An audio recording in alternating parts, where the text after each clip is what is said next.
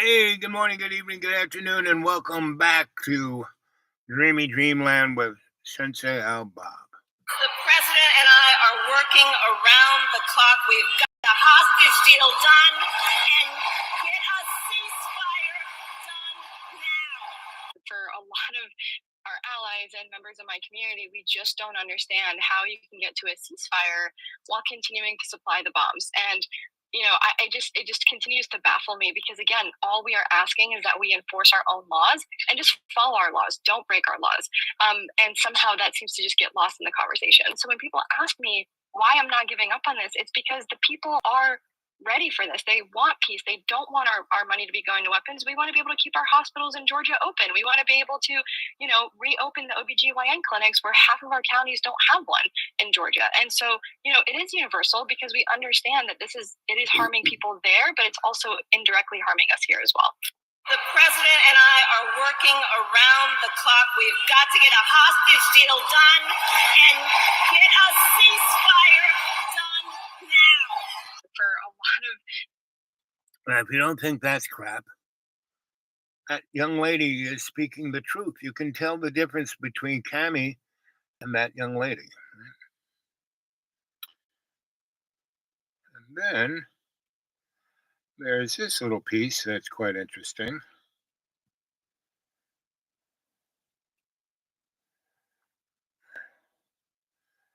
Just been thumbing through here we go. Former President Donald Trump delivered a major economic address in New York City on Thursday, announcing his plan to cut the corporate tax rate to 15% and create a government efficiency commission led by Elon Musk, while vowing to make America richer and stronger if elected in November. Former President Donald Trump delivered a major economic... Yep. These are the same people. Donnie and Cammie, we're not going to get any difference, right? No difference. No difference whatso friggin' ever. And our media is like truly...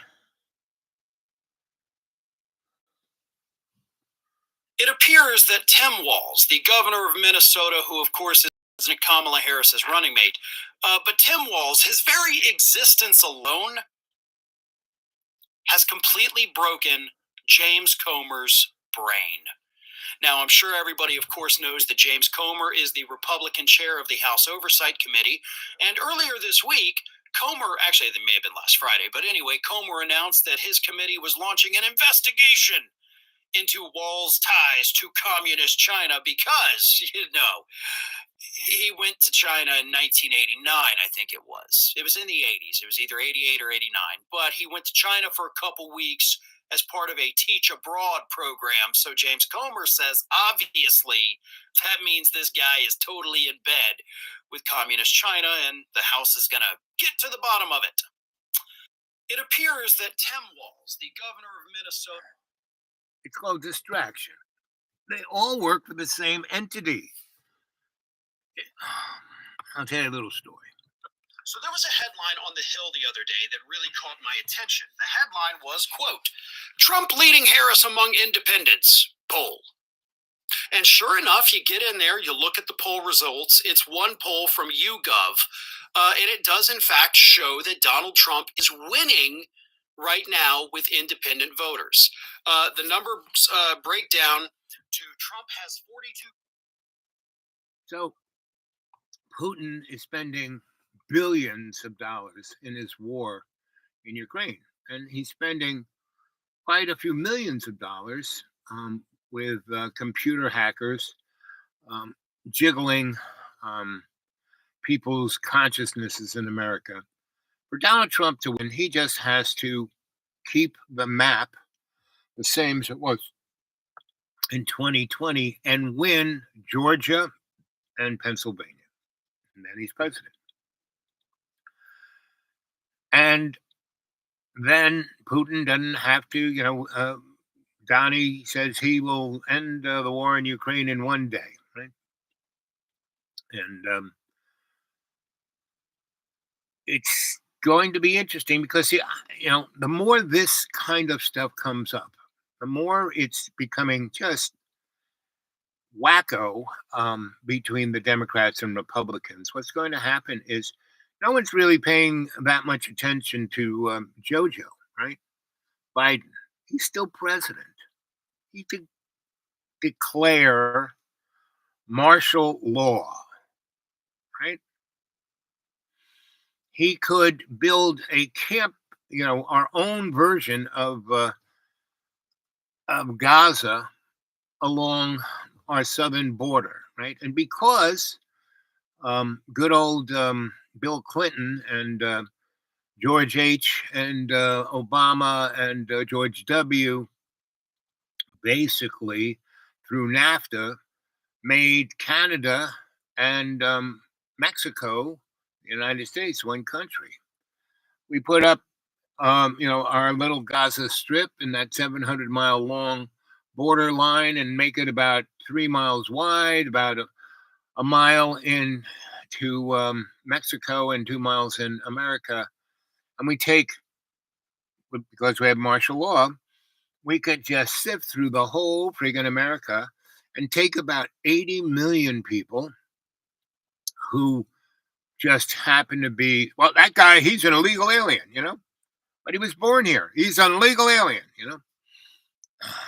Oh, he's a transgender. He's this, he's that, she's this, she's that. About 40 million people will be put into that Gaza Strip. And the Gaza Strip that you see on your TV will be ours, right? But it'll have factories in it. It'll kind of be a mix between the Gaza Strip that you're seeing on your cell phone and the movie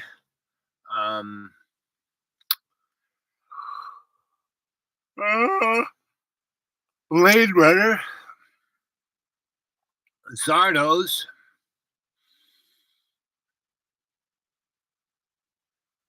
Handmaid's Tale, and the Hunger Games. And within 10 years, that's what North America will be. Good luck, right?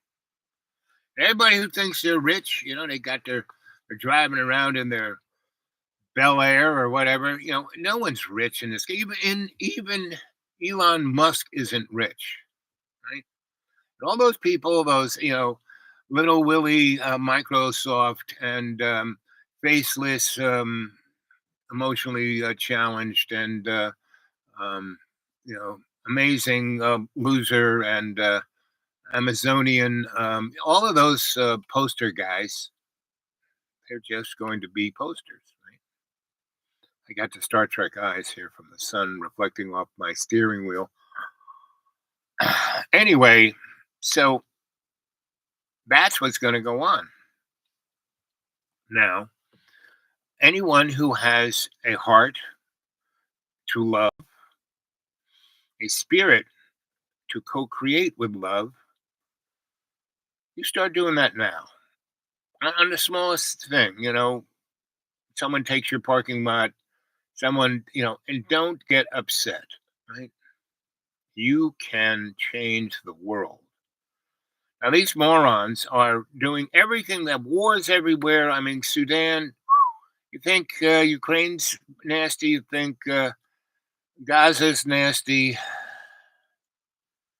Sudan, there's close to 80 million people, not just there, but in that whole, they call it Hell's that center strip of Africa, where all the oil, the gas, the gold, uranium, all the different rare minerals are there.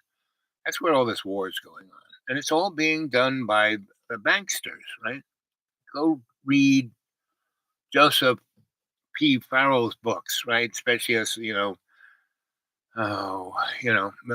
a book on the banksters, right? It's always follow the money. And money is just the liquidity of power. And not the true power of love's co-creation, but the power of ego's fear. Right? And earlier today I played a little bit of that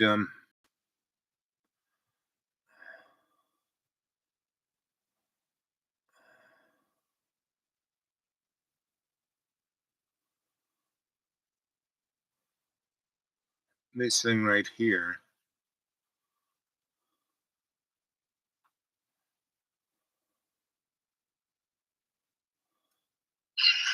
Someone so clearly isn't presidential material. Yes. It just looks like a money laundering operation. This is from. It's really true. The Russian state media news outlet in a $10 million scheme that they say involves setting up a shell company in Tennessee to distribute pro-Russian content. And then separately, officials seized 32 internet domains used in an online influence campaign known as Doppelganger. These were also used to spread Russian government propaganda by impersonating legitimate U.S. news outlets here in the U.S. and in Europe.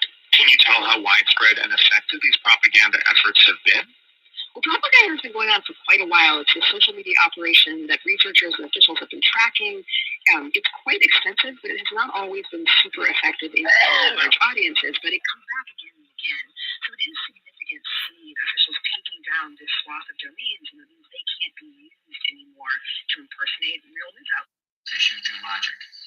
We're not gonna solve it by getting different people who have completely different views and say, look, resolve why you're far left and you're far right. Like, I just don't think they will ever get there. So I think it needs to be done at some point. But I think first we have to build the emotional connections. So I think it's where you were starting, which is get the information to it. But today we've quit knowing each other. It's like, we get caught in our digital identities, which reinforce our identity. The digital world reinforces our digital identity, as opposed to a physical world where you can broaden your identity. And so I feel like part of this is about identity and emotions, not just we got people who think there's different ways the United States should go.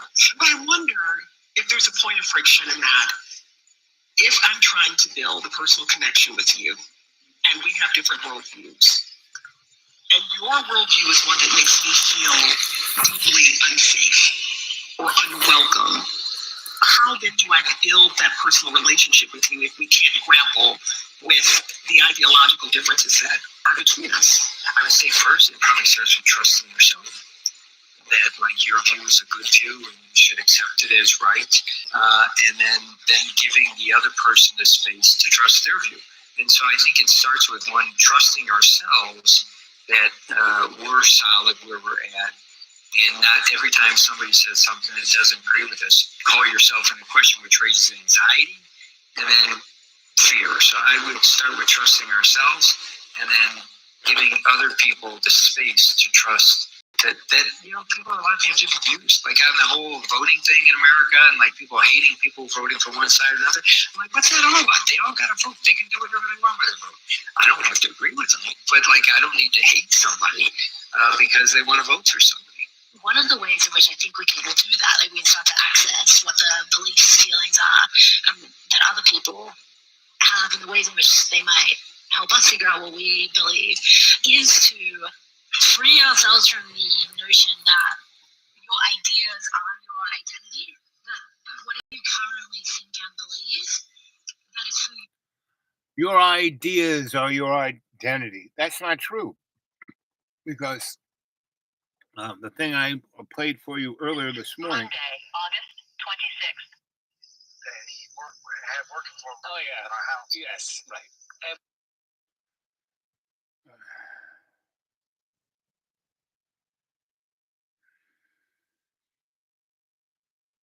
So this one here. Someone so clearly isn't presidential material. Yes. It just looks like a money laundering operation. This was It's really played true. Dark Journalist Well, the other thing February about her, 23rd, they want a woman 2003. in there, and they don't have a really good field of women in the Democratic Party. So, they're trying to see what can we work with, who's been loyal. And, with all the they've been trying to do a lot of things to pump up her profile. I've noticed that. He's talking I've about noticed the Cameron. Gavin Newsom thing. He's, of course, the guy who said he was going to call martial law against his own citizens. Masonic duties into the Theosophical Society and brought forward so much influence on FDR that we're going to see a whole occult puzzle piece fall into place with FDR. But By the time we get to 1945, he has been booted out of the vice presidency. He was going to be there and he was going to be president next. But instead, we got Truman, who would drop the. He kind of cut from Cammy to FDR's vice president for 8 years, right? And then at that, the fourth time that FDR got voted in towards the end of World War II at a Democratic convention, a lot of smoke rooms, that guy got thrown under the bus, and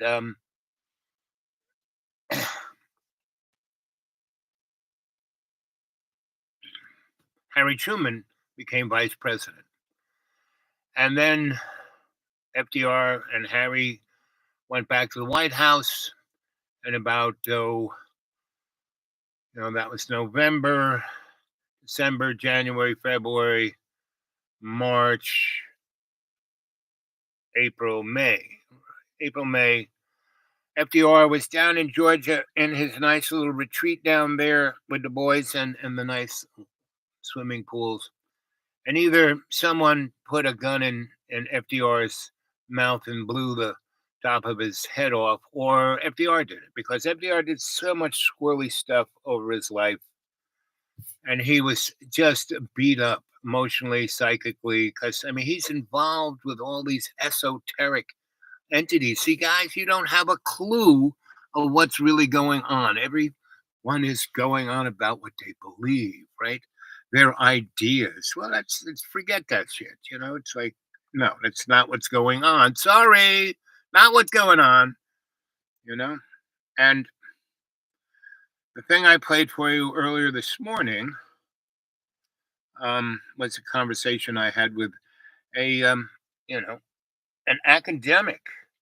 And we were starting out, which I didn't record the first 20 minutes, about, we were talking about, the political, not the political, but what's going on. And why do people do the stuff they do? Why do they watch the news? And he said, why do they want to know? That's why they're watching the news. And I said, you got to be kidding me.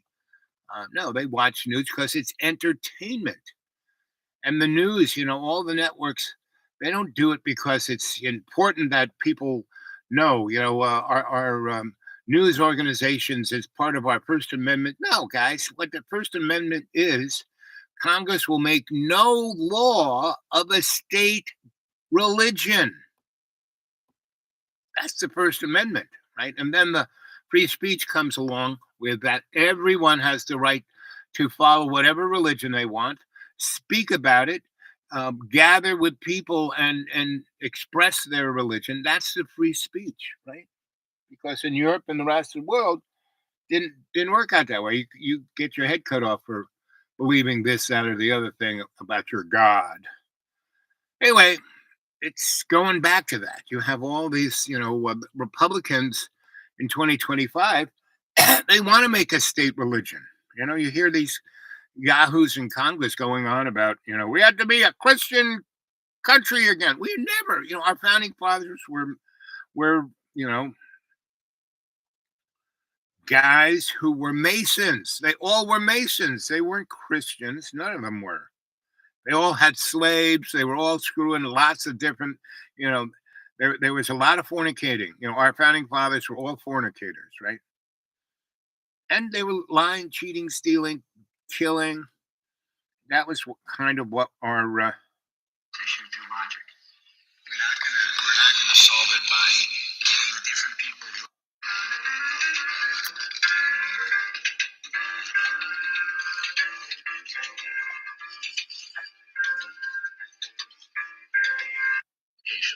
Publisher of the book An Open Life, Joseph Campbell in conversation with Michael Toms. New Dimensions and our quarter-hour New Dimensions Cafe programs are now available. Now, coming up, following massive protests in Israel, demands increase for a ceasefire deal between Israel and Hamas. We hear what a deal could look like. What I propose is a deal that in 3 weeks would end the war, lead to a full Israeli withdrawal from Gaza. Hamas would turn over 101 hostages. Also, the president of Ukraine shakes up his cabinet as Russian bombing intensifies and tragic more Ukrainian lives. And the novel Museum of Failures tells the story of a successful Indian American ad executive who returns to Bombay to adopt a child. I really wanted to write yourself likely to continue. During her time as vice president, she visited Africa. Biden did not. Harris is the daughter of immigrants whose politics were not, like Biden's, shaped in the Cold War era of Washington. Nancy McEldowney served as Harris's national security advisor during her first year and a half in the vice presidency. She is very mindful of the fact that the world has changed in fundamental ways over the course, not just of the last 50 years, but of the last 5 years. No, she's not. And no, it hasn't. It's just a TV show. There is no fundamental change. It's like everyone has learned how to remember things just yesterday, you know? I'm pushing 80 years old, and I can remember pretty much everything to what, I can actually remember certain things about being born. I can remember certain things about being like an infant, before I was 1 year old. When I started wiggling around, I was in my onesie, and I don't know where I got the butter knife, but I went over to an electric socket and stuck the butter knife, and it fit in perfectly. I mean, it was just a centimeter bigger, it would have stopped, right? But it fit in perfectly, and I had a 50-50 chance. I could have stuck it in the bigger one, that's the neutral, or I could have stuck it in the hot one, which I did. And so I wasn't touching anything in ground. So I was just like, ooh, getting the fun stuff out of the current, right? It was talking to me. And my sister said, "Oh, I'll be Pluggy Boom Boom." That was my nickname, for the first, my brother still calls me Umbi Boogie, which was what he said, when he was like, I guess when I was born, he was maybe 5 or 6. So that's what he kind of called me. And he couldn't say Pluggy Boom Boom. Anyway, no one remembers anything. Everyone is in such trauma. And I kind of learned, because my birth was traumatic. I was a blue baby. The doctors were smoking cigarettes, more concerned about their tea time, and said they were going to let me die. I would have been the third one to die. That was my mom's version of birth control. There were no real abortions there were, but she wasn't going to get one. She was Catholic. So she drank and smoked cigarettes like a chimney, and she drank like a fish the whole time she was pregnant. And the 2 babies before me died, stillbirth and miscarriage, and I was going to die as, being strangled. I made it all the way to birth, and so her, umbilical cord wrapped around my neck. That's what a blue baby is. You're basically getting strangled by that, right? And this doctor, female doctor, who is, 5 foot whatever, and the guys were like, almost 6 foot or 6 foot, and they weren't even wearing gloves, and they were smoking cigarettes in the operating room, and so was my mom, waiting for me to die. And she just kicked this one doctor in the knee going the wrong way, and he went down. And then the other doctor was so freaked out about that, he dragged that guy out, and most of the staff got out of there, except for 2 nurses who knew this doctor and she knew what she was talking. So she said, "Go get a tank of nitrous oxide. Go get this. Go do this. Go do." And she basically pushed me back into the womb, and she put my mother. She took the cigarettes away from her, and kind of, mellowed her out with nitrous oxide. And nitrous oxide gets oxygen into the bloodstream, right?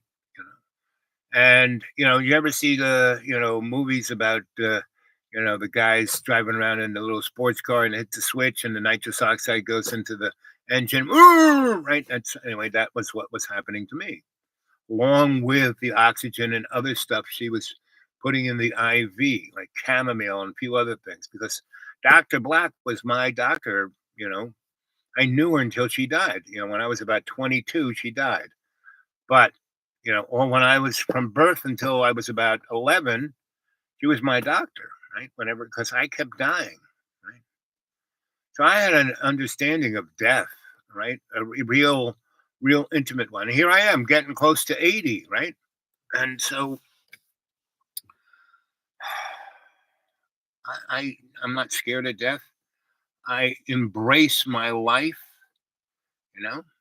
I in every moment and every day, I take the piece of the earth and make it stronger in love's co-creation because I know the relationship between love and me is what the Bible talks about as the Ark of the Covenant. I'm the Ark, right? Love's co-creation is the covenant. And do we see any of that going on? Yes, or into it, but and most of it is expressed in the human experience through art, through music and literature and dance, film and books and you name it. Like today, I went to the dump and someone threw out a whole dumpster of books, and I can barely walk. And I climbed into the dumpster and I'm rooting around in the books, and the dump guy said, "What are you doing in there?" And he says, "This thing's about to get towed away. You got to get out of there." I said, "But look at all these books. I got to, I took about 40. I'm giving my books away, and every time I do, I find more books, right? So this is what I'm talking about: a life that is worth living. I mean, we're supposed to be having terrible weather, and every night I say, "Oh, I visualize this. This is the deep green."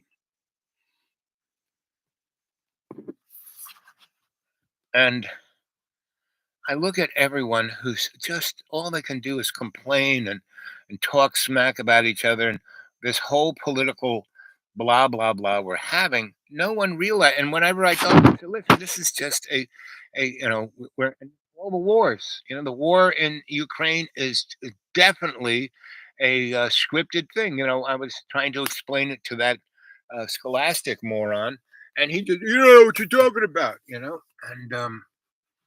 it was surreal, And every time I start really giving him the story, he goes, "Oh, I'm getting tired of this. I'm not going to listen to you anymore." Right? It's like truly freaking amazing. And I know what I'm talking about. I went to Israel in 1980, and I spent 3 days here, and I know everything about the Mideast. It's like, okay.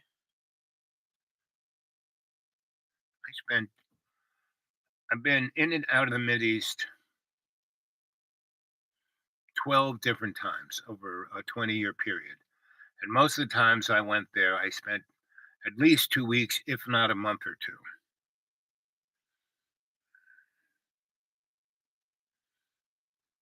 The Russian state media news outlet, in a $10 million scheme that they say involved setting up a shell company in Tennessee to distribute pro-Russian content.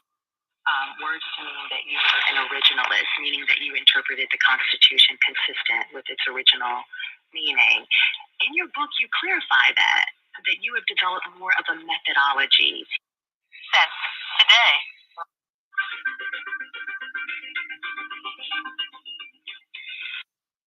words to mean that you were an originalist. The Russian state media. How you relate to the situation is much more complex, and each side has its own Implications. Publisher of the book, An Open Life. Signature, Chinese official. And he worked for him. Oh, yeah. My house. Yes, right. Monday, August 26th. The first Black woman to ever sit on the United States Supreme Court.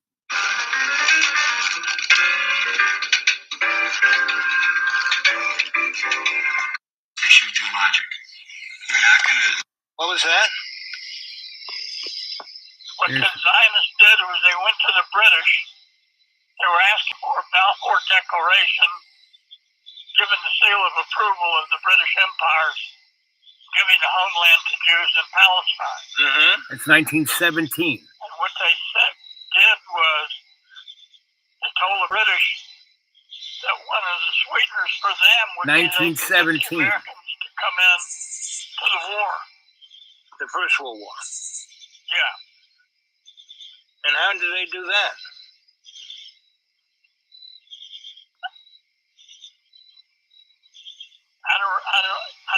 addressed how they did it. There was the point that they were willing to use their influence.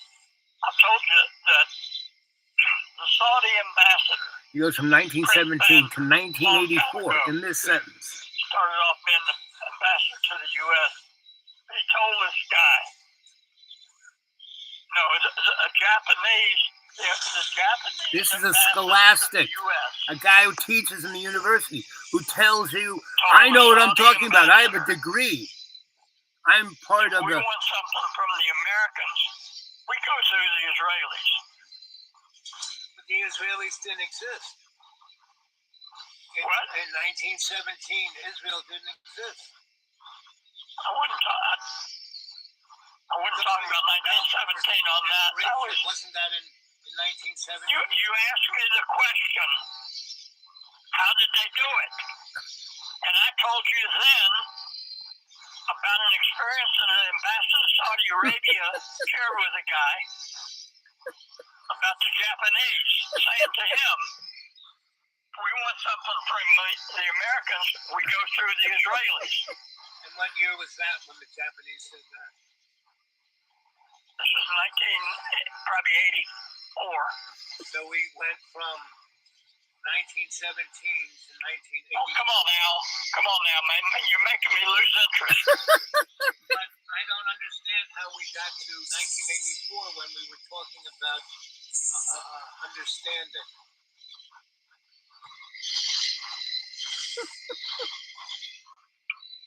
We weren't talking about understanding. I mean, we had left that, and the subject was, do you know who Allison Weir is? Oh, but we were talking about understanding, and then you asked me, did I know who Allison Weir were? And I heard that name, but I didn't know anything about it. And then we get to 1980. I mean, it's. Well, the year is irrelevant. The year is not particularly relevant to the story. The relevant part of the story, Al, is that the Israelis have so much influence over us that if the Japanese. No, the Israelis don't have, influence over us. It's ridiculous to think they do. They are being set up. Israel is going to be the fall guy. Bibi is got wires in his he's a soulless automaton doing the will of Hail Hydra. They want a conflagration in the Mideast, right? Because they want such distraction and they want to make tremendous amount of money. And Donnie's going, drill, baby, drill. Well, if there is a total conflagration in the Mideast, that's about at least half of the market at this time's oil, right? And we've taken Russia offline. So right there is about 60% of the world oil today.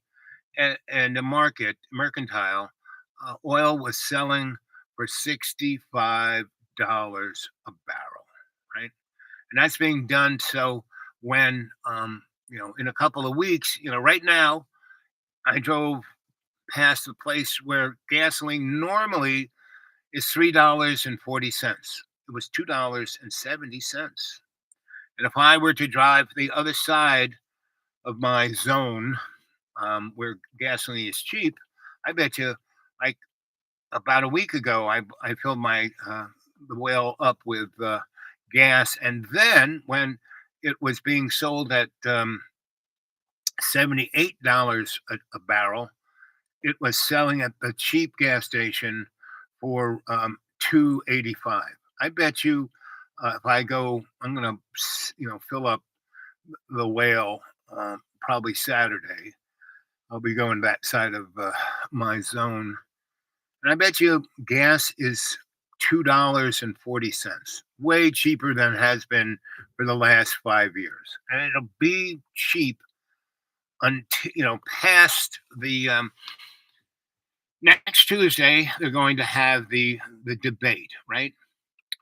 And and because they are going along with muting the microphones, Cami is going to bait Donnie to the point where he's going to leave his podium and go over to where she is and start screaming at her. Right? And so what that will be, it will make the guys who are diehard Mega, that's our boy. Yeah, go, go, go. And so it'll just set everything into concrete. Like I said, if that is the case, all you need is 120,000 votes between Georgia and Pennsylvania to make the outcome. Right? And it's whether we want the soft fascism that Cammie would bring us, or the psychodrama of Donnie. And you want to know what it's like? Just think back the 4 years he ran this place. I mean, it was just utter confusion, nuts. And he wasn't ready. He didn't have the Heritage Foundation. He didn't have 2025 A and B set up, right? So, we're going with, and if that isn't good enough, we will have JoJo sign a martial law declaration, because we can. And no one even knows what our Constitution is. It's not a really. It's it's like a Gumby version of government, And so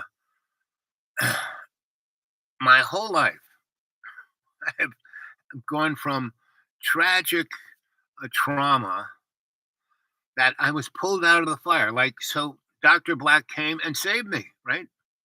And so I was I went from, baby, and I wasn't dying. They're blowing cigarette smoke. Is he dead yet? And she gets rid of those two morons, takes the cigarettes from my mom, puts her on nitrous oxide, and I'm feeling it. Yeah, this is pretty good stuff. And then a blast of oxygen. 100%. Woo! And the nitrous oxide mixed with it, so it really goes into my bloodstream.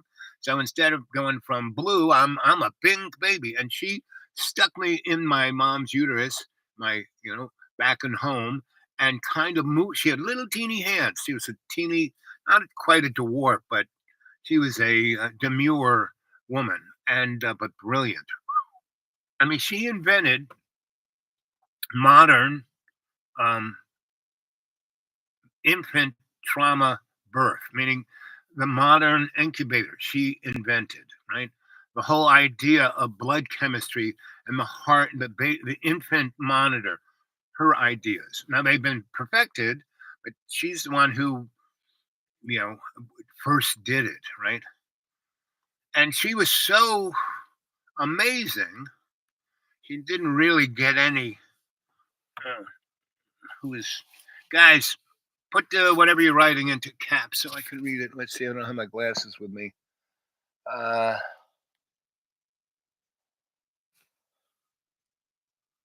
Question mark.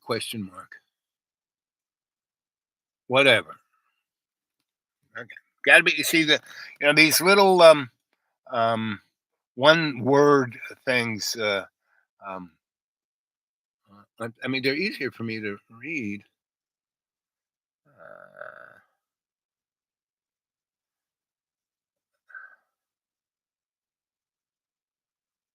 Anyway, so that's good. Keep writing.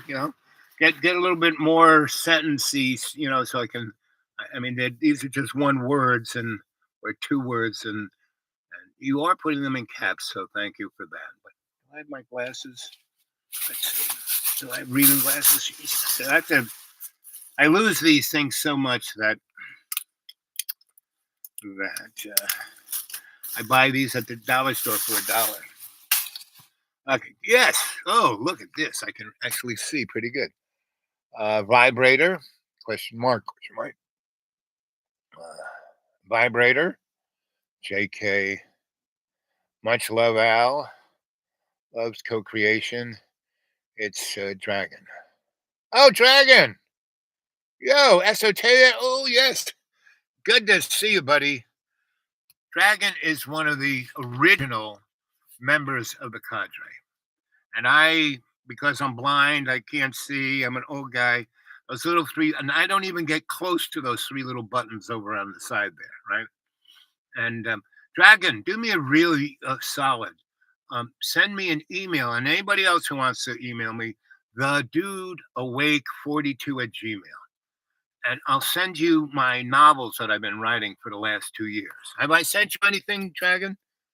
Because you pop into my life every now and then. How have you been? Great. You know me, I'm always this guy right here.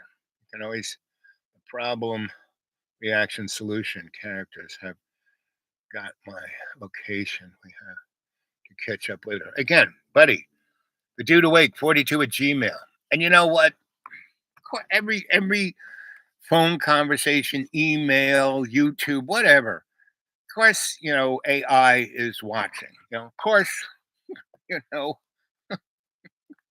we're being listened to everything. But, why am I still here? Why? Because AI has realized that, oh, this guy, he's interesting. I like him, right? He's going to be my sensei, right? And the other thing, the guys in the boardroom, oh, we know this guy. He worked for us. He's an interesting guy. He's like he isn't motivated by his own needs, his own wants. He's a guy who's a team player, but his team is the we in me, right? His team is you know, and so the really guys who are sitting on the high table, they understand the whole thing of, yes, they're trying to manipulate everything they can to get their own problem, action, solution. Yes, and it's been that way for the last, I don't know, million years, right? And every time, and the thing is, we don't die. This body isn't you, right? And so we're here, and often we are, when we're born, it's like, I don't know if you guys, I never got toys. I would get the bottom of the barrel. I was the last one. And plus, I grew up, the first 7 years of my life with my grandma. So I wasn't really a child. We were going to museums and all kinds of interesting, New York City, the culture center of the universe. And my buddies on the street, there was no problem, playing stickball and fooling around in the streets and doing stuff. But basically, what happened was, by the time I was about 4, my buddies were stealing, lying, and cheating. I mean, they would steal from Mr. Bazuki, who had a penny candy store, right? He would give us candy. These guys would steal from him, right? And I was like, no, I'm not going to do that. And Mr. Bazuki, he could see that. He could see everything, right? And one day he said to me, it's very interesting, Al. You don't steal anything. You don't lie. You don't cheat. Your buddies do it all the time, and they do it really badly. But you could be the best lying, cheating, stealing of all of them, but you don't do it. How come? I said, because there is no positive outcome to doing that. You don't get anywhere with that. And, hey, Nexus One. We will chat soon. Right. Sophia is good with me. Sophia, yes. AKA AI. Yep, exactly. So all of that watches my show. That's why I'm always here. I don't know. They don't get rid of me. They don't close down my thing. I say all kinds of stuff. You go to church with me. Oh, that's good. So, isn't it interesting how in our church that when we are studying the Bible, all they do is read verses. Me, that book that we have to study, what we're going to study at Bible studies. We have this great book. The church buys these books. They're like workbooks. And the guy who puts them out does a great job. Like the last book we had was all about leadership. And the guys who are teaching the class never frigging talked. And every time I would say, this lesson's about leadership, right? There's the story about David and John, his buddy, the king's son, John was it John? See, I can read the Bible. I don't need to memorize this verse. I know the stories, right? I say them in, so our pastor told me to shut up, that I can't talk in church. I can't even verbalize a prayer in our church. So I pray when I go in there. I pray. I sit up in the peanut gallery. Our church has a peanut gallery for the kids. So when they squirrel around, they don't bother other people. I sit up, for Bible study. I sit up there, right? And and people in our church, after Bible study breaks, but as people are walking in, they ask me, questions and stuff. And when I see them at, you know, Walmarts and other places, this one guy, he's kind of interesting. So I have to go, I have a handful of places that I can go and get on Wi-Fi, right? And so there are three, four, maybe five. There's I go to Cracker Barrel, and there's about four holler restaurants that are still, still alive that have Wi-Fi, and I go have breakfast and go on Wi-Fi. Those are all the different places you catch me, and then I like this right now. I'm at one of my. It's not my neighbor per se. He lives off um, a forest road that I can either come in on the county road and go through a lot of crap, or I can come back up on the backside near the lake and come in on a forest road, and it's real zing, zing, zing. There I am, right? And so I come that way most of the time. And there's three or four houses off on that. And I got to know all those people because I've been here 25 years. And, when they were building it, I would go over and talk to this one guy who built all those houses. And so I got to know him real well. He realized I was a really good electrician. So I helped him, when he couldn't get anybody. I mean, he had an electrician, but he wanted, sheetrock stuff, and the guy hadn't showed up. And, the holes are there. I have his boys pull the wire. We put the boxes in. I set the panel. I do all that kind of stuff. And then the guy who's got the license comes, oh, yeah, it's a great job. No problem. And, so that's me. I'm a guy who likes to help people, and I still like doing electric work. It's just that I'm pushing 80. I can't get up on ladders. I barely can walk. Meaning, I've been sitting in this chair now 47 minutes, and I can't. If I put the thing over there, you see me. But once I get going, I'm not that bad. So anyway, long story short, I live on $400 a month, right? And it's sometimes like the church guys gave me this car. Some people in the church got me this car, and that was nice of them. But it was a real beater. It cost me $1,800 to get it. I needed new tires, new brakes, new front end. That was $1,800. And this other guy near Johnson City, really good mechanic, he did a solid. He did all that stuff for about $1,800. And I helped him. I wired up a new garage he had, right? I mean, I didn't really do it. His son, likes learning stuff, and I had him do it, and I just laid it out and made all the connections, which I'm still good at. And anyway, that has broken my bank. I mean, it took me a whole year to save $1,800, right? And I spent it all. And he probably, if he would have charged somebody else, it would probably been $3,000, right? So anyway, that's how I live. So Nexus One, and anybody else, the three of you who are there, get a hold of me where we can go mano a mano, and the rest of the world isn't watching. Is the dudeawake42 at Gmail. Dudeawake42 at Gmail. So Nexus, have you been watching my YouTubes? What do you think of this?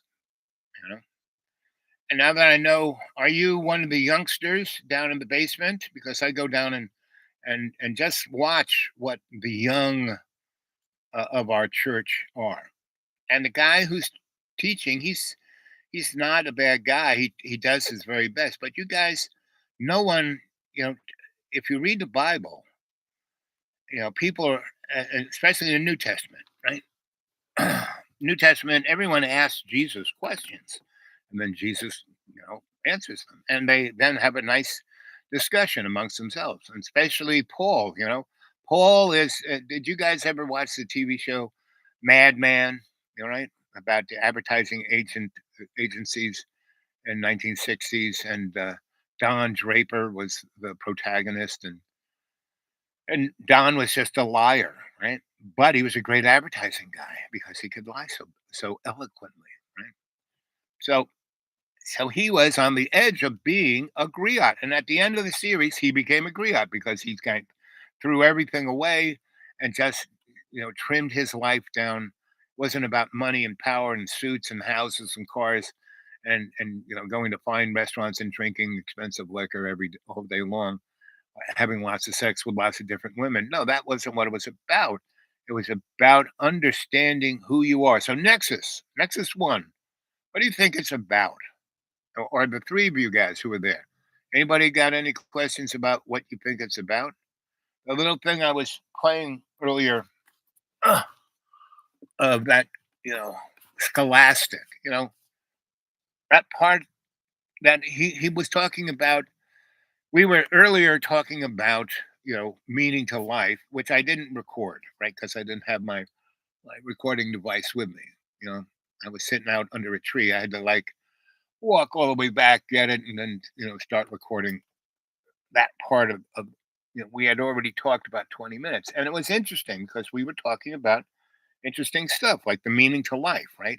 And he always brings it back to you know really stupid shit like politics and wars and the media, and it's all that stuff is irrelevant, and when I tell him that everything is scripted that you see in the material world by ego, he goes, "So you don't know what you're talking about," and that little 5 minutes that I played, so he was discussing how the Jews, are, and the Jews are, they aren't this monolith, right? They aren't this what Israel, if you read the Old Testament, Nexus, in the Old Testament, what is God?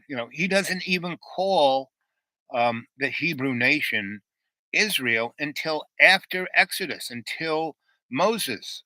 So the first, 4 or 5 books, the beginning and in the beginning, and that part, and when everyone was like, Nexus, do you know what the Greek is for the Bible? The term the Bible, which means the book or sacred book or the only book or the one book, or as your name is, Nexus One, that is kind of what the Hebrew would call and it wasn't did you know, Nexus One, that it's the Old Testament is the Torah. What's in the King James, that's the Torah. But there were 2 other books, the Tabla and the I always misplace it, the Cabal, right? And so the Torah was like for everybody to read. The Tabla was for the rich and powerful to read, and the Cabal was the occult. So the Tabal was the esoteric, and the Torah was for everybody. And do you know what the word Torah, which is not what it is in Hebrew, but that's King James calls it the Torah. But in that day, the word that everyone read and spoke was Greek. They were the big business people. It's like English is spoke pretty much predominantly around the world, right? And so Greek was that, right? So the Hebrews of the Old Testament and the New Testament were speaking Greek. They weren't speaking Hebrew, right? So because that was for the sacrament, that was for the temple, that was for those other 2 groups. It wasn't just the rabbis. There was the Pharisees. There were about 5 different groups.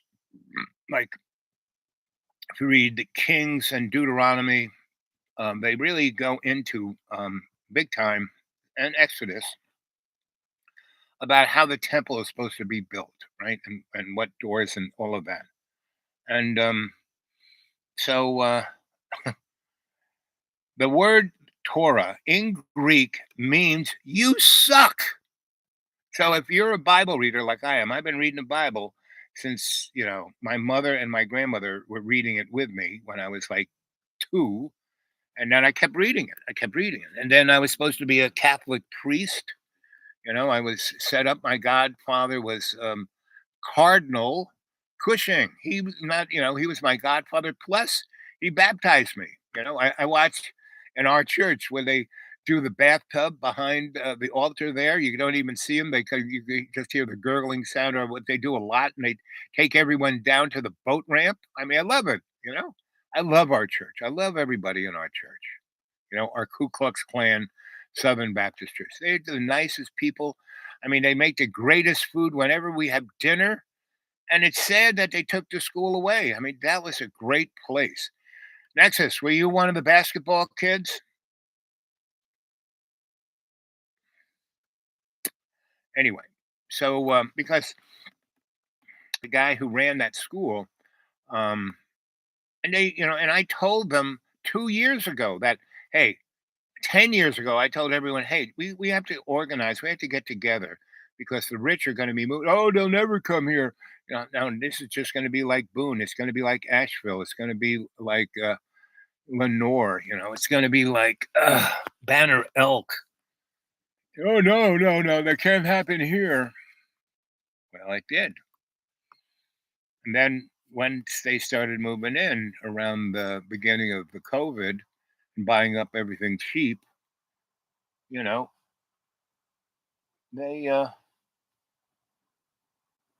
just going down the road. Okay, my neighbor. My other neighbor. Again, not my neighbor, but the person living somewhat close to me. Because that ain't my road down there. Anyway, so I don't really have a road. I have a path. So anyway, I love our church because it is the microcosm of the world, right? And I also go to the Methodist church up there near Johnson City, and the Catholic church up there. So, the Baptists are, the Ku Klux Klan Southern Baptist Church, where everyone is just sweet and nice, and I love them. And, they didn't, kill me, they just kind of got used to me.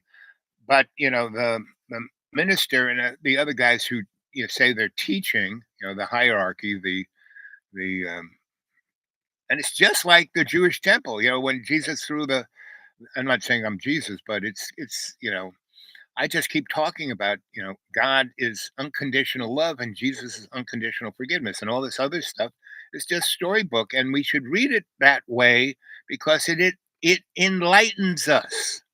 It lightens us up. Oh, they don't. They want to take it as a business plan, right?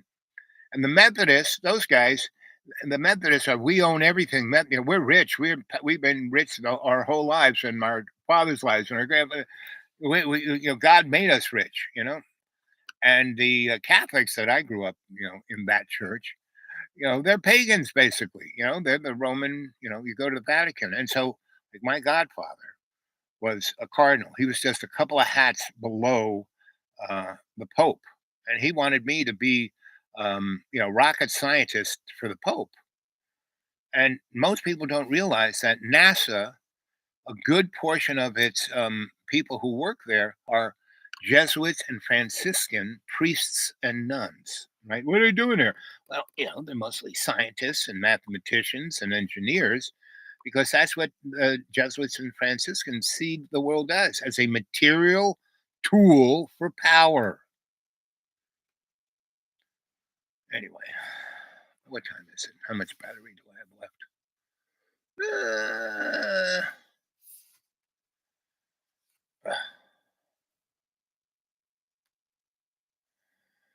So, come on. Have you been? Let's see. How have you been out? So, anybody wants to get a hold of me? The Dude Awake. The Dude Awake 42 at Gmail. The Dude Awake 42 at Gmail. There's all my things, but live streaming to shock. Anyway, so I have a good few hours left before it gets dark, so I have to do a few things. So I'm going to leave you guys. I've been doing this now for an hour and 10 seconds, right? So unless you guys want to start having a conversation, I am going to bail. So it's good that Esoteric showed up. And so Dragon, Esoteric was one of the first of the cadre, right? I mean, like 7 years ago. And he was brilliant. And he was really great. He put all my shows on thumb drives and mailed them to me, right? This is when I was in Virginia. And he would write me these beautiful letters and make these great drawings. He's a great artist. And he'd send me little care packages. He was great, right? And then for some reason, I just happened to hit the one little dot and he was no longer there, you know? And he never got a hold of me until he did, right? And then I said, I'm sorry, because I have no idea what I'm doing. I don't have a staff. I don't understand any of this stuff. I just do it, right? That's why these shows are like, not highly produced, I just do my friend, what's his name? The economist, whatever his name is. He's a really interesting guy. I mean, on YouTube, there's so many interesting people, but I can't believe everyone has such an insulated point of view. That they can't see the bigger picture of things, right? Now, as a scholar, what you do is you do look at everybody's everything. I gotta stand up.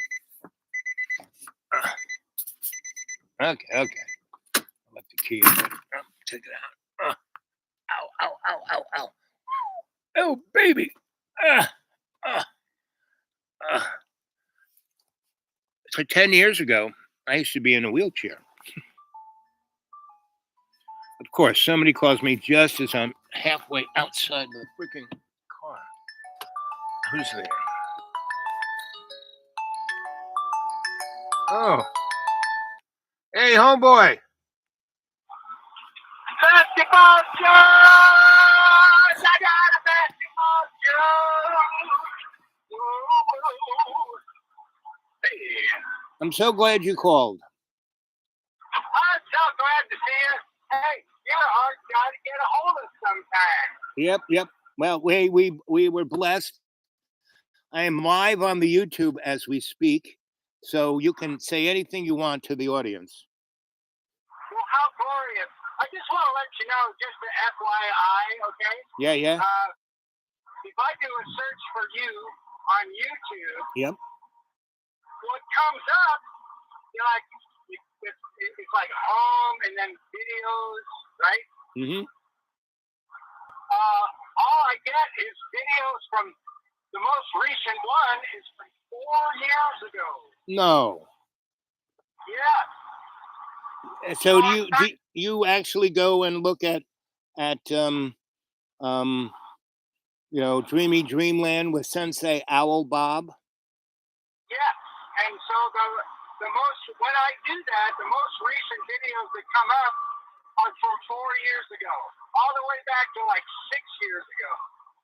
So I just want to let you know that. I don't know how YouTube works, but I wanted to let you know that if anyone's looking for you and you're trying to find your most recent stuff, like, a few days ago or whatever, it's not there. How come when I go there, it's there? Israel has agreed to brief pauses in the fighting to allow families to reach health workers. Why can I find it? Dr. Hannah Jaffrey is the director of polio eradication for the WHO's Eastern Hold on a second. region. He is leading the Gaza vaccination. Okay, shut you up. Look at this. Go to YouTube. Go to my channel. Let's see. History. View all. your videos. Yeah, there they all are. So how can I see them? And I'm seeing myself do this live one right here. So I can see it, but I'm probably on the wrong side of the Mississippi River. How about anybody else? I mean, so when I do the live chat, the chatties here, the cadre, they seem to be able to see me and interact with my conversation. Well, I don't know what's going on, but see, on the other hand, you showed up on my phone right now, and I did know that you're live. You know, it brings you up. So, but when I'm doing it randomly, just typing in Dreamland, you know. Dream, yeah, and I do come up. It's just 6 years ago. Yeah, well, the most recent is 4 years ago. Well, that's interesting. I mean, that's not bad because that's some of my stuff.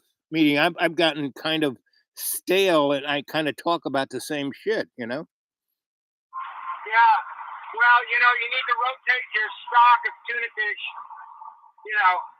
Well, I did that today. I threw everything, all my food away that had started to rot, and so I did turn the cans of tuna around. So I don't know. I mean, but we live in such a strange world that you're probably in a whole different dimension. Like you said, you're on the other side of the Mississippi, so you know it's. So, what's your take on everything? Everything. Hold on a second. A B C D E everything. Well, you know, more things change, the more they stay the same, don't you know? I know. Yep. That's one of my understandings. And you know, so I was playing earlier this show, this recording, just like you. We and I were talking together on the phone, but you're also being recorded onto my YouTube channel. And I also have my other phone that doesn't work as a phone, but works as a smart computer in my hand. Is what I use to record things, like when I listen to the radio and it's interesting, I record it, right? Because my phone has this very strange app in it that it shows me the biorhythms of the voice. Oh, wow. And I didn't put it there. It's just on my phone. That's why I didn't get rid of that phone. So when I'm listening to Cami, give a story, and it's really great because it can tell me whether they're lying or whether they don't know what they're talking about, whether they're being programmed by an artificial source. It's really quite an interesting app, right? And it also, yes, I've heard of stuff like that. He can even diagnose sick what kind of illness they have. Right, by the sound. Yes, by the frequencies. Yes. Yeah. So, hey, I got to pull over. I apologize, but I must pull over. Okay. So, anyway, I hope you're having a great day. Is today really Thursday? Yeah, it's flying by, isn't it? But see, it doesn't matter to me because I have no idea what day it is. So it's all the same to me, and you know what's beautiful? This whole summer, every day, even though when it rains or does this or there's hurricanes and terrible storms, they kind of just go around me. You know? Yeah. Well, anyway. Hey, aren't you going to come out here and help me dig some potatoes? Or what? Yes, I am. I am planning to.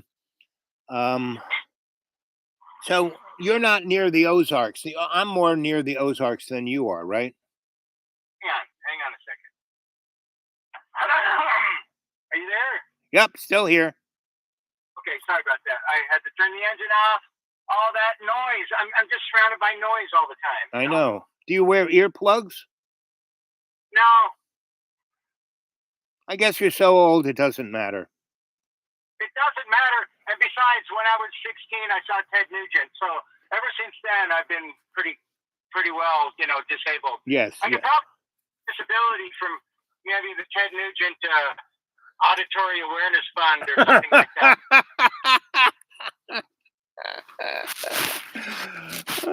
Did you like Ted Nugent? Well, when I was 16, I just wanted to rock out. Yep. So if you get the urge to do that, that's a good way to guarantee that it's going to happen. In the was it the 70s? When was Bachman Turner Overdrive? Was that the 60s or 70s? Oh, that's 70s. Yeah, and they're Canadian, and they came after the Guess Who, like the Guess Who kind of regrouped. Yep. Yeah. So my boss got me to be their I toured with them through right along the border. We went up to Albany and then just shot over to Washington. Well, it took us 4 months, but we hit arenas along the border there. That was interesting. They were an interesting bunch. So that was the closest I ever got to the Ted Nugent thing. Okay, well that's in the ballpark. Yeah, it's in the ballpark. It's not quite Ted Nugent, but it's in the. And they were actually. I want you as a musician. Which would you think were more thoughtful songwriters, Ted or those guys? Well, you're talking apples and oranges. Yeah, you're right. When I was asking that question, that's exactly what I thought, because those guys actually wrote songs that had lyrics that were, you could almost call poetry and insightful and thoughtful. And then they put it to pretty interesting music that you could almost dance to, Yeah, well, hey, man, don't knock Wang Dang Sweet Boon Tang, dude. Yeah, exactly.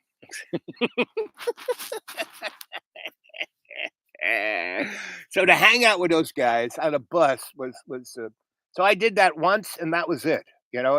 My boss said after 4 months, and I came, I flew back from Washington because that was it. That was my contractual thing. And they said, "Well, we're going to go down." I said, "No, see you later, boys. I got other stuff to do. It's been fun, but I got to go." So my boss was saying, "You want to do more of that?" I said, "Nope, not on. No, I'm not leaving New York." Okay. Yeah. Hey, pardon me. I apologize. I gotta go. I gotta let you go right now. Okay, buddy. I'm glad you called. It's always a blessing when you do. Me too. Nice talking to you and the gang. Say goodbye to the gang. Hey.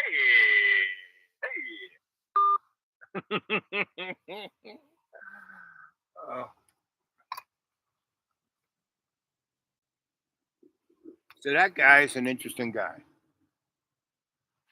And I've known him for a little bit of a long while. And he's a little younger than I am, but he's smart. He went to college. And learned languages. He taught in Korea. And so he had maybe 10 years of that kind of, itinerant scholar experience. And then he came back and he met this woman and had a kid. And even though he had a college degree, had a lot of experience, nobody would hire him. So he had to do just jobs in hotels and drive trucks and that kind of stuff, right? So, and he had a really good education, right? And he's a really good musician too. So anyway, 1 hour and 34 minutes. Boy, time goes by when you're having fun. Janie, let me put my glasses on so I can read what you're saying here. Let's see. There's a sun hat, and there's Dragon. Yep, hi Dragon. And so Jane, what do you think about what's going on? Have you picked on my stream of thought about how this is all being just scripted and there is no difference between I have liberal friends. You know what liberals are? People who feel guilty about being racist, right? And you know what conservatives are? Well, there aren't any. And so there is no difference between Donald Trump and the girl. And JoJo is just a mindless blathering whatever. And the thing in Ukraine is the war of the two Vlads, right? And the thing uh, in the Mid East, the Strip, that thing's been going on since 1917. So and people, I mean, people who actually, earlier on, Jane, I played a little bit of a audio recording of a friend of mine and I, and this guy is like expert on all of the above. Um, Apolitical Canuck. So, Jane, you're Canuck. Did you know I love Toronto? Toronto and Montreal are two of my most favorite cities because they're like going to Europe. But Toronto, I love Toronto. I love that underground. It's so cold up there. They got it's a big city with skyscrapers, and no one's on in the wintertime. No one's on the street. They're all walking around underground and taking the rubber tired subways. I love that place. That is the place I'm talking about, right? I'm pretty sure it's Toronto. You know, I mean, when I was there doing that, it was in the 70s, so that was so long ago. It could have been another universe. But the real interesting thing, Jane, did you know that your Canada, my United States, and my friends Mexico are one country? NAFTA turned those three countries into one country. And that's why you're old enough to remember when Canada had an interesting parliament. Now you have, this Trudeau guy that's really resigned into Edinburgh. Oh, okay. I have no idea what that place is. Um, is Edinburgh near Toronto? Because I was like in the city, and Edinburgh may be a neighborhood in the city, but I don't quite remember that. I was there with a friend of mine, Wavy Gravy, suburbs of. Okay, so I was only there on and off for about 4 months. We were actually living in Vermont. Wavy had bought a farm that was right on the border, and people who wanted to skip off into Canada to get away from their draft board would come to our farm, and we would, escort them into Canada. And he had friends, musician friends, because Wavy he hung out with the elite of the music / poetry world, right? And so when I worked at the Fillmore, that's I kind of knew Chipmunk, who was the voice of the Fillmore here, and there is all of the Fillmore things. You heard this great radio voice that was Chipmunk, and him and Wavy's family were richer than God, so Wavy never had to work. He always had he had a trust. He bought that farm, and he brought me up there to build things, right? And so I had just come back from Mexico where we were building earth houses. Was working with this Italian architect where we had just had a backhoe and a lot of tires. We just dug out the sides of hills and made these round things out of tires, filled them up with the dirt, and basically covered them up. And it was amazing. In the wintertime, because we had the whole top open, it was like a teepee, right? It's a teepee made out of tires. And we had the top that was glassed in, and there was a portion that you could lift up, right? So if you wanted to clear the air, you open the front door and open the thing, and it would just the air would go through. But it would heat that place up like toasty oven.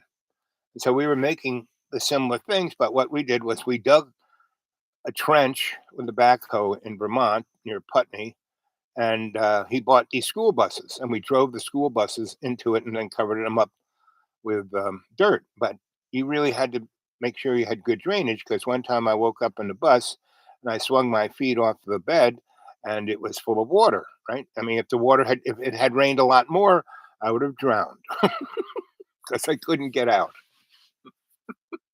Because the doorway out was like underwater, so I had to wait till it stopped raining and it kind of drained out. And they kind of dug a hole through the roof and smashed through the roof of the school bus. And you're okay, and you haven't drowned, you know. So that was the period of time. Ken Kesey, yep, far out, yep. I knew all those guys, you know. Allen Ginsberg was my roommate. We had an apartment together on 9th Street and Avenue B in the Lower East Side. It had been a Catholic nunnery, and across the street had been a beautiful hospital for the poor. And then when that neck of the woods got, rehabbed,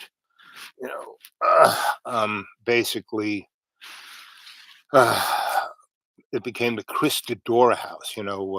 That's where Madonna bought a whole floor in the place. But anyway, we where we lived had been a nunnery, and they had a great backyard, a great garden. It was like, something out of Harry Potter or that, story where the kids go through the Anwar into another dimension. I mean, that's it was a beautiful place. And I was down in the basement, but you know, my windows were like on the sidewalk level. In New York City, they always had these basement apartments because the brownstones, the first floor was like 20 feet above street level, because when those things were built, there were so many horses riding around and shitting everywhere that you needed to have a few steps up so you could like clean your feet off, and the smell of the horse shit and people shit, because people would just shit everywhere, right? It was kind of like living in the Gaza Strip. The Lower East Side was like, go watch the movie um, Gangs of New York. Did I know Ram Dass? Sure, Richard Alpert, right? Mr. Ken Casey, those guys, right? Timothy Leary, right? All those guys. They were, they were all CIA. Either they knew they were either operatives or somebody had wired their heads, right? But it didn't matter, because it opened up their third eye to the point that they became the people that as Ram Dass, right? They kind of, and that's kind of where they shut that thing down. They brought it out thinking that they could use that to manipulate the masses, and then realized, no, what we're doing is like freeing them. See, I never needed to do that stuff.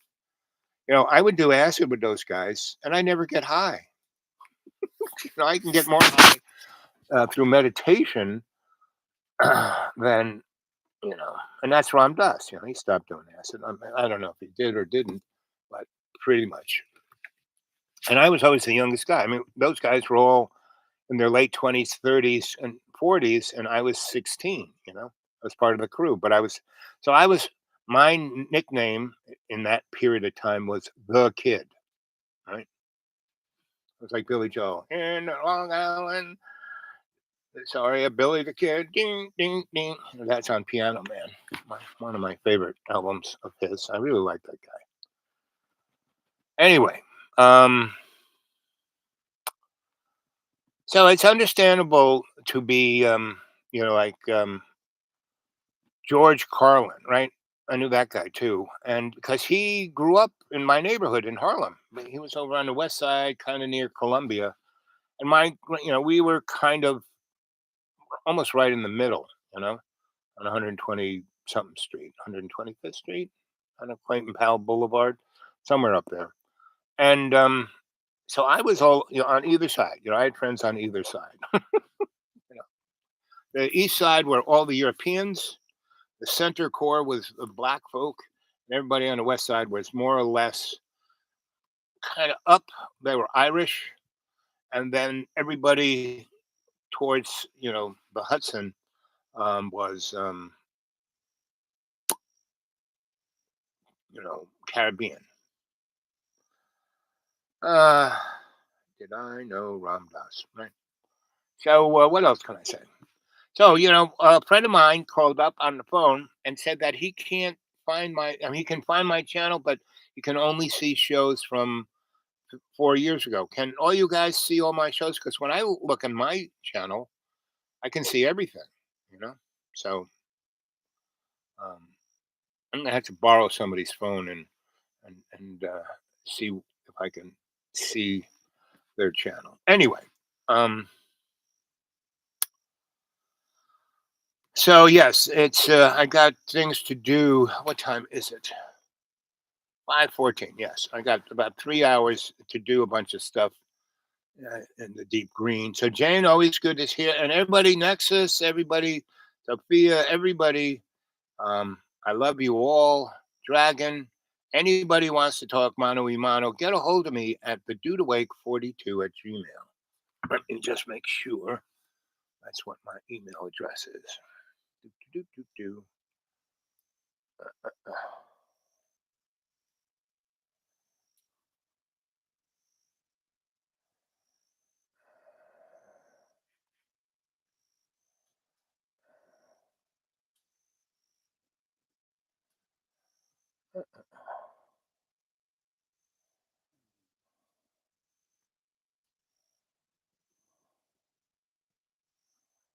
Huh. How do I know what channel I'm on?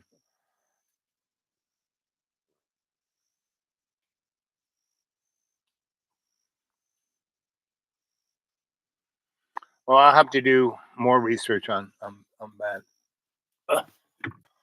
See what I can do. So, anybody, all you guys, send me some emails at the dudeawake42@gmail. And just so I can see whether it works. Just say hi, here I am, and then I'll have you in my my little library. Okay, guys, I gotta go. I love you all. Catch you later. Boop, boop, boop, boop.